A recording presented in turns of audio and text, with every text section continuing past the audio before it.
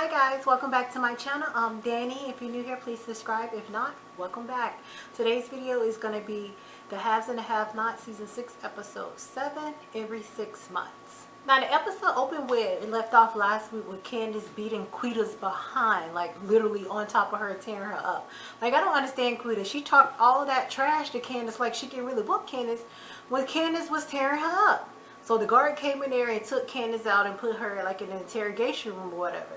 And the DA George, I think that's his name, the Asian man, he was in there questioning Candace about Benny's bracelet and asking her about Quincy, and she was like, I don't know who you're talking about. I don't know what you're talking about. And then she was asking about the bracelet, saying what they could find DNA on there. And she was like, well, you say you can't have a body because of the warrant, so the bracelet was included with that. So basically, she almost like gave herself away or whatever. He was like, oh, I guess you actually have been studying your law school books. That's my thing. Like, Candace, when you gonna take the bar? Because then you supposedly was supposed to rush your classes so you can take the bar to like be a lawyer. Like, but you're still running around here just acting crazy and being a pimp and doing whatever you want to do or whatever. And then he started questioning her about Jeffrey. And she was like, what do you mean Jeffrey didn't do anything? He trying to get Candace to roll over on Jeffrey, saying that Jeffrey's about to crack. Jeffrey's talking or telling what went on and all that stuff. But Candace ain't new to this. Like, she lived a life of crime. She know that y'all lie to try to get people to confess and stuff. Like, even us who watch TV shows who haven't committed any crimes, we see how y'all do in the interrogation room. So nobody is not going to fall for the okie doke. If you keep your mouth quiet and get a lawyer, you'll be fine. But Candace didn't even request a lawyer. She just was in there. And then they brought Jeffrey in there, and she's telling him like everything is being recorded. And Jeffrey, he don't care. He acting like he's about to crack, saying that why she's not in here and is his mother and her working together. And I'm like, Jeffrey, just shut up for you. Like, get yourself in a world of trouble. Everybody know your mama crazy. Just like Candace told him, your dad is working on you getting out. We haven't done anything. You haven't done anything. And she basically like threatening Jeffrey. It was like, Jeffrey, you know me. Basically like, if you don't keep your mouth shut, you know what I'm going to do to you. And then he was up there getting all mad, saying that Candace trying to control him just like his mother. And I'm like, Candace got you to stand up to your mother. Like, what do you mean? But he was in there just off his rocker, saying that she didn't need to be in there too and all that shit. She was like, boy, I ain't got time for this. You need to keep your mouth closed. If not, you going down. And he keep talking about some she did this. I keep trying to think, Candace never stabbed Quincy. He was on top of her, beating her, when Jeffrey came and was stabbing him in the back. Like, Candace never stabbed Quincy. And then after all this happened, they called Benny over and Benny buried him. So I don't know why they keep saying Candace did this, when Candace's hands is basically clean besides burying the body. She never stabbed Quincy. She just was trying to like get him off of her. She never like stabbed him or anything, because she was getting towed up. Oscar even came in when she was getting beat up and he just turned around and left. And then Jeffrey came in there. So I don't know why they keep trying to blame Candace for this when Candace keeps saying that she didn't do this. And she really didn't do this. Like, I don't understand like why is everybody like getting amnesia. Is Tyler Perry forgot what he wrote or forgot the scenes? Like, I don't understand. And another thing too, I believe that they actually deliberately put Candace in the cell with Quita, because it was all them cells beside that, but they decided to put him in the cell with Quita. I guess the DA was trying to get her to see how her and Quita was going to interact, and they get it on camera. And I'm like, boy, y'all really need to quit. He getting on my nerves. He going to end up on a slab like the DA Jennifer, because she was up here acting the fool and got herself killed. He gonna do the same thing if he keep going down this road. Now, while Candace was leaving out, because she basically did, DA George came in there after Jeffrey and Candace got into it. He told her that she was free to leave and that the charge was being dropped. She was like, oh really? And I was like, oh, look at Barack Jr. with that pull down there. The Barack Charles Obama. And then Candace he was like, we got to process you. She's like, what you need to process me for if the charge has been dropped? And she was like, well, we just need to get you out of here or whatever. But as she walked in, she went and got her stuff from the little desk thing. They didn't process her. I didn't see them take her fingerprints or anything, or she just signed for her stuff and she left out. And while she was on her way out, David walks up. And David asking her why Jeffrey's in there. She was like, because Veronica turned him in. She was like, why you not in there? She was like, I don't know. And he tried to get her to turn herself in, talking about she did this. And I'm like, oh my gosh, here you go. Another one talking about Candace did this. Candace said she's not going to do anything. Because he was like, you don't feel any remorse or any sympathy? No. She said no. And she was like, do you know Oscar? And David was like, no, I don't know Oscar. She's talking about some Oscar, the one who you hired to steal my money from me. And he was like, that's Jim money. She was like, oh, so you do know Oscar. And she was like, just remember, karma's a bitch. Your payback is an MF. That's probably what she wanted to say. But my thing is, I'm like, yeah. She like, you hired him to steal my heart and steal my money. I said, that's exactly what Erica's about to do to him. And Candace ain't playing. She hired him for David to fall in love with her and then steal the money. And basically Candace ended up telling him, she told me, you gonna turn yourself in? She said no. And she ended up walking off like, I ain't turning myself in. And now your son about to suffer too. And then we get Landon and the white lady. I don't remember what her name is. They standing somewhere, like in a hotel room or something. And they're bantering back and forth. She trying to apologize to him for calling him out. And he don't want to hear it. She was like, well, it is obvious that you in love with a straight man. And she's just going off on him or whatever. And then he clocks her tea and tell her that she was screwing a married senator. And she was like, oh, you going to try to bring that up? I'm like, what's the difference? You bringing up all his tea, like, why he can't bring up yours? But she got mad. She was like, maybe we'll need to be friends then. He was like, well, I guess we don't. And she ended up leaving after they going back and forth. And then Charles come in. And he's like drinking or whatever. And he sits on the bed and laying there trying to get this man, trying to take out this man's shoes. The man looked around like, I got this. He was like, oh, I was just trying to take off. She was like, no, I got this.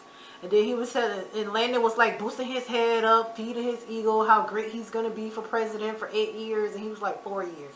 And he was like, no, minimum is going to be 8 years and all this stuff. And he was telling Landon that he needs him to have his kids have a normal life. Because when he get out, they're going to be like teenagers. And he needs Landon to protect them from the media and all this stuff. And I'm like, Charles, you can't pick up that Landon is like in love with you. Like, all the signs are there. You can see Landon. Landon just looks creepy. Like, in general, he just looks creepy.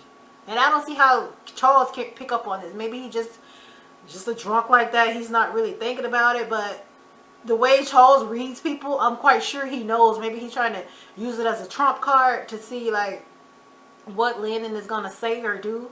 So, I don't know. But I don't see how Charles don't pick up on it. But Charles ended up telling him that he can leave. He got it from here. And Landon said he was going to work on some campaign stuff or something. Child, I don't know. But Landon is just very, very creepy. Then back at Catherine's house, Hannah and Derek are like talking and having their tea or whatever. And then he ended up asking her out on a date. And she was trying to say no at first, that she didn't have no clothes and all this stuff. And then she was like, I thought we was going for coffee. He was like, I guess you said the tea was substitute for coffee. I'm like, oh, look at Hannah try to squeeze in another date or whatever. But they just going back and forth, talking and getting to know each other. And she was like, just call me. I know that heifer gave you my number. And then she was end up like walking out or whatever. And Catherine's like, you know how people be eavesdropping. Catherine was like high and trying to run back to the couch. And she was like, I know you was in there eavesdropping. She was like, yeah, this heifer did give you his number. And they just laughing and stuff about that. And then Catherine says she want to give Hannah makeup because Hannah keeps saying she ain't got no clothes or whatever. And I'm like, child, that's like, you can take it as the wrong way or you can take it as a good way. The wrong way is insulting you, be like, you ain't got no style, you ain't got no nothing, which Hannah really don't. And another way too, they want to help you because Hannah, like Hannah said, she lost all her clothes in the fire. She lost everything in the fire. So this could restart her wardrobe and makeup and hair and all this stuff, even though she always used to wear her hair like slave dudes. But she got a little blowout curls, kinky twist stuff now. And Hannah declined the makeover. So, but I think Catherine is going to wear her down. Then we got Oscar and Quita. Now this was funny as hell. Now Quita done got bailed out of jail. She walking out, and as you can see, the little black police officer man, he up on the steps or whatever. So Quita walked down, and then Oscar approached her and said, Quita Maxwell. And she was like, yeah. She was like, you got something that I want. And he was like, what are you talking about? She was like, she said somebody she just got out of. So he said, yeah, I just paid your bond to get out. She was like, okay, so what, you want some sex or whatever? Where you want to go at? And I'm like, girl, that's the first thing you offer to somebody? He was like, no, I want the pen to wire credit cards and debit cards. And she was like, I don't know what you're talking about. He was like, yes, you do. Because you kept putting the same pen in. I know that was the pen, but he must have, but it wasn't working for you. And she was like, he must have changed it. She was like, oh, so you do have the card. And then he was like, he wanted some information from her or whatever. And he gave her $500. She was like, $500? I sleep with a white man for $500. Where you want to go at? He kept on saying, no, I don't want that. I just strictly want information. I'm like, Quita, this man don't want you. You're dirty looking at. I'm like, girl, you need to quit. But yeah, so she ended up giving him the information or whatever, and he ended up giving her the $500. And then he gave her the his card or whatever to my call him with more information. Then she walks off. But as she walks off, the police officer man came down, and the black man who was standing in the back, he was telling him that he want his money. He was like, yeah, I got your money right here. Then he was like, I got another $1,000 for you if you can do something else for me. He was like, okay, cool. So Oscar done found his way into the police department to get Wyatt's information for his banking. And we get David and Veronica. David called Veronica to ask her about Jeffrey and getting him out. And he was like, well, he's a girl. He wanted to be in up with the boys, so I just let him be a girl. And she was like, yeah, I turned your daughter in. He was like, my daughter? He's my son, yeah. Jeffrey. I'm like, Veronica played too much. That girl played too much. Then he asked her about where your little girlfriend at. That was she asked him. And he was like, none of your business. He was like, well, I'm going to find her and chop her up and send her in little pieces and send her to you. I said, Veronica played too much, but I believe she really would do it. And David got mad or whatever, started going off, and she hung up the phone. Then we get Wyatt calling the bank or whatever about his card being stolen. They told him that they need to get a police report in order for him to get the money back, because they asked him approximately how much money that he got back that got stolen. I think he said $3,500 or something like that. And then the bank was like, well, you got to call to get a police report so we can get the rest, so we can give you the money back or whatever. So he ended up calling Oscar on the little, he put on this little fake accent or whatever down at the police station in order to get Wyatt's information. He told me that Wyatt, he wanted to do it over the phone. Wyatt was smart enough to say, no, I'll come down. And he asked him was he was going to be there. He was like, yeah, I should be here if you come like within the hour or whatever. And he told him he'll call him back, that he's on the other line with somebody else. So he told him, Wyatt asked him what precinct, and he told him the precinct number and saying that's the closest one that's to him. And Wyatt was like, okay, bet. Then we get Benny, Mitch, and the mob uncle. Like, Benny walked up in the restaurant looking all scared or whatever. And Mitch came, I think what he called him? Uncle somebody. I can't remember what he called him. But he's sitting down there. He wouldn't even acknowledge Benny. Benny reached his hand out to shake his hand or whatever, and he wouldn't even acknowledge Benny. He got a whole stack of money like on the table, like counted out. And he was like, Benny came for a loan or whatever. And he was like, nah, he don't look like he need a loan. He don't look like he'll pay it back. And then he was like, why you treat him like this? Because he's black? The uncle said, yeah. I say, well, at least he honest. And Benny ain't saying that. Benny just sitting there. If somebody was saying it to me, I'm like, bitch, fuck you and your money. Like, I don't need your money, but Benny just still sitting there. And then, and he was like, well, this Candace, brother. He was like, Candace? Yeah, the one who brought war to you. He was like, oh, yeah, we owe her one. We owe her something. He was like, okay, well, I can give you the money. How much you need? So that's when he finally acknowledged Benny, when he realized that was Candace's brother. And Benny was like, oh, you want for what? But they never like say why or whatever. And he was like, well, I need $45,000. He was like, okay, $45,000, and then at 25%. And Benny was like, 25%? That's the same thing I said. 25%? You might well go to a check cashing place or buy here, pay here place, something like that. But he said 25%, and he want 18 grand every 6 months. And I'm up here calculating like 18 grand every 6 months. And I'm like, 8 times 3, 24. That's 4, 2, 1, 2, 3. So that's $54,000 right there. That's way over the $45,000. That's what what I was thinking in my head. And I'm like, Benny, are you serious? And Benny was sitting up here like calculating it like, okay. And he ended up giving Benny the money or whatever. And I'm thinking in my head, Benny, you probably should have listened to Mitch and got the money from Veronica. Because I'm quite sure, you see how vulnerable she is right now? She would have gave Benny anything he wanted.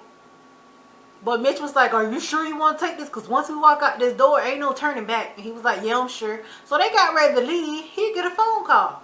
And it's Veronica. He was like, oh, here this chick go. And then he answered the phone. He was like, yeah, what's up? He was like, Benny, we need to talk. She was like, yeah, I'm kind of busy right now. He was like, well, you need to come over because Jeffrey told my husband that you done everything with Quincy Maxwell. He was like, oh my gosh. Okay, I'm going to come over there. So he ended up like asking Mitch to take him over there. We get Candace and Erica. Candace walks into David's new house. I'm like, how'd she get the address? I wonder if Erica actually gave it to her. Because Erica was like, what are you doing here? Because I'm like, well, Candace, how did you get the address? Because she playing like she never gave you the address. And then Candace was like, what are you doing here? You moved here now? She was like, yeah, he asked me to move in. She was like, why? And she was like, I told him that a story that I had some an ex-boyfriend that was abusive to me. And he was looking for me, so he asked me to move in. And Candace was cackling in her head, yeah, your ex-boyfriend was Ward. That would have looked like she was saying. But she didn't say it out loud. And Erica was like, okay, are you okay? And she was like, do you want me to slap you? I'm like, the girl just asked if you were okay, like how you was doing. And you getting all crazy. Candace in this pimp talk and pimp acting. This is really annoying. She getting on my nerves with this.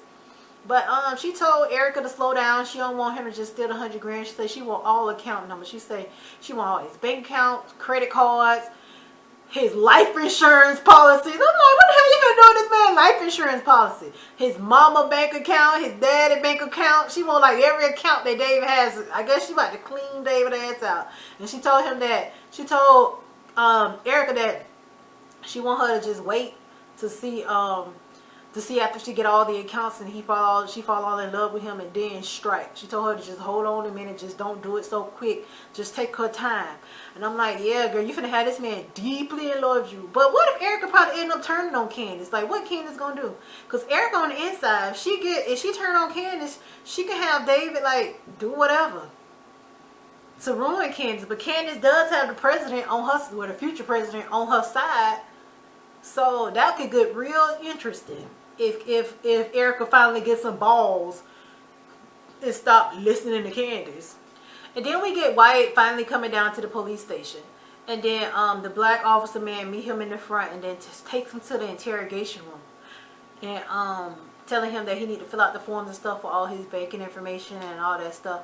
And I'm like, Wyatt, could you be this dumb? Write down your bank account information. This could just get stolen again. Like, that's so stupid. And then, and I'm like, why you don't hear that the voices are different? Because when Oscar was talking to him, he had like a country voice. This black man just sounded like a regular old black man from the South. Like, but why he didn't pick up on that? Because I thought he was going to say something. I'm like, you don't see how these people sound different? Like, this is not the same person? And he didn't even ask the officer what his name was or anything, or telling him who he coming to see. And then he gave Wyatt the forms, and then he walked back out. And then he came back in. He was like, oh, we need your phone so we can put the phone number in there so you can contact us. And Wyatt just gave him the phone. And I'm like, this is so stupid. And he walked out and gave Oscar the phone and didn't come back. And I'm like, Wyatt, you don't realize that the man didn't come back with your phone? And if you need to put the phone number in there, why you just gonna pull out your phone and put the phone number in there yourself? Like, that was so stupid. I don't know, maybe this is a lack of writing in Tyler Perry land. But I don't know, like, that was so stupid. I ain't finna get nobody on my phone to put no phone number in. I'm gonna put your phone number in here, or I'm not. Like, you don't need to get my phone and walk out the room. Because why he gave you the phone? He could have just put it right there. He got the phone, walked out the room, and just left. Got his $1,000 from Oscar and left. Oscar took the phone and went the other way. Now, why you sitting there looking stupid? He gonna be realizing, like, why these people ain't coming back? Because you've been had. That's why.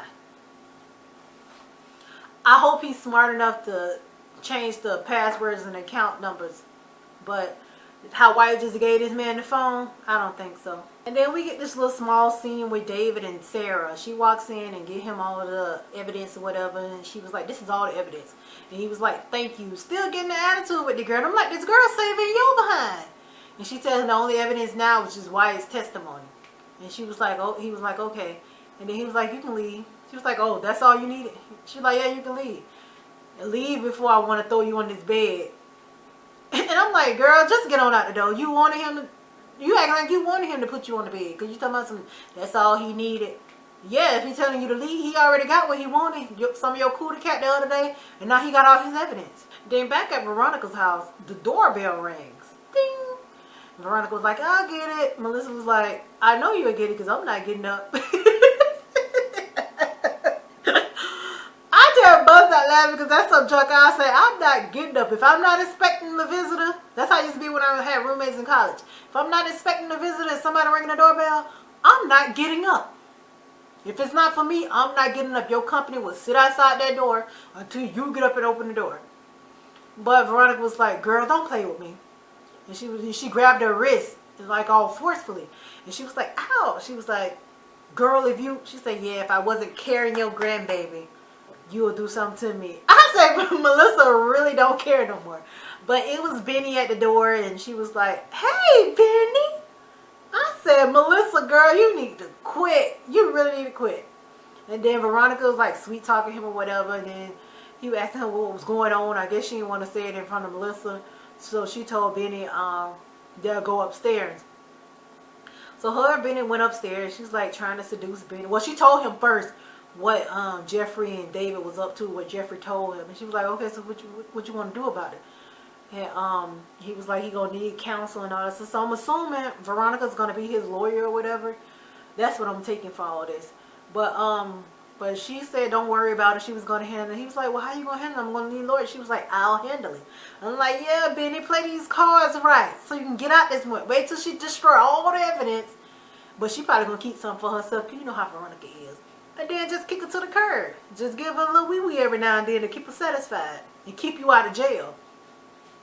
But yeah, so then she started kissing Benny, and Benny like, Mrs. Harrington. He called her like she a teacher or something. Mrs. Harrington, man, don't do that. And she was like, I know you want to. He's like, no. And then she looked down. She was like, well, someone says otherwise. And then she sat down. He was like, what you doing? She told me, I'm sitting there waiting on you to get undressed. So he started taking off his clothes. Like, I guess Benny was like, I ain't finna fight. I'm just finna get it. So she started taking off his clothes. They started kissing and stuff. Then they started doing it. So while they started doing it, David comes to the door and rang the doorbell. And Melissa, she got up to open the door. She was like, I'm not going to keep, this lady got all these damn visitors. I'm not about to keep getting up answering this door. So David walks in. And she was like, hi, David. And she was like, where's Veronica? She was like, I said hi, David. And he was like, hi, Melissa. Where's my wife? He was like, she's upstairs. I'll show you. So she walked David upstairs. And the door is locked. He was like, oh, the door is locked. And she was like, okay, I'll just open it. He was like, maybe you just should knock. So she slid like a credit card or something through that. And opened the door. And Benny is tearing Veronica up. She moaning, And Benny's just knocking her out. And then she was like, they was like, Veronica. And she was like, oh, hi, David. And then they just kept going. And then Benny rolled off of her. And she was like, you wanna continue to watch? And Melissa just standing up there like laughing. And David sitting up there looking disgusted. Like he wanted to just kill Veronica. I'm like, you can't get mad. You got a girlfriend. You asked for a divorce. Both of y'all moved on. You just mad because of Jeffrey. That's the only why I'm mad. I'm assuming that you're mad. I hope you're not mad because somebody else is banging your wife out, because you made it very clear that you don't want to be with her. But that's my review and recap of the haves and the have-not every 6 months. Don't forget to subscribe to my channel, thumbs up this video, share this video, like this video. All my social media links are down below. My ebook Football Wags is available on Amazon Kindle for 99 cents. Kindle Unlimited, you get to read both parts for free. Everything else is down in the description box. All my affiliate and discount codes are down there. So thank you guys for watching me. Don't forget to subscribe And thank you always for supporting me. Thank you guys. Bye.